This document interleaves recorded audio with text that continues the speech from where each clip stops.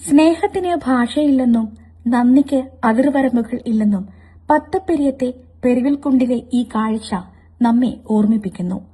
തന്നെ പോറ്റി വളർത്തിയ യജമാനനല്ല, മറിച്ച് വിശന്നു തളർന്നു വന്നപ്പോൾ ഒരു നേരത്തെ ആഹാരം നൽകിയ ആമിനത്ത എന്ന ഉമ്മയുടെ ഖബറിനരികെ കണ്ണീരോടെ കാവലിരിക്കുകയാണ് ഈ തെരുവ് നായ. മരണം കവർന്നിട്ടും ആ ഉമ്മ നൽകിയ സ്നേഹത്തിന്റെ തണൽ തേടി അവൻ അവിടെ തന്നെ തുടരുന്നു.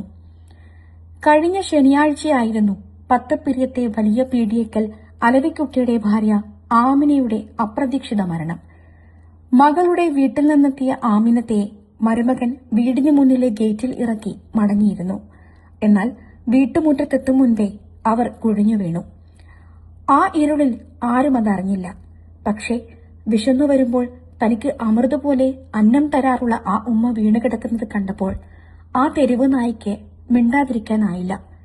അവൻ ഉറക്കെ നിലവിളിച്ചും വെപ്രാളത്തോടെ ഓടി നടന്നും അയൽവാസികളെയും വീട്ടുകാരെയും വിവരമറിയിച്ചു. ആശുപത്രിയിൽ എത്തിച്ചെങ്കിലും ആ ഉമ്മ ഈ ലോകത്തോട് വിട പറഞ്ഞു കഴിഞ്ഞിരുന്നു.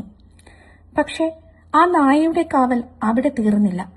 ആമിനത്തയെ അവസാനമായി പള്ളിയിലേക്ക് കൊണ്ടുപോയപ്പോൾ വിലാപയാത്രയ്ക്കൊപ്പം ഒരു നിഴലായി അവനുമുണ്ടായിരുന്നു.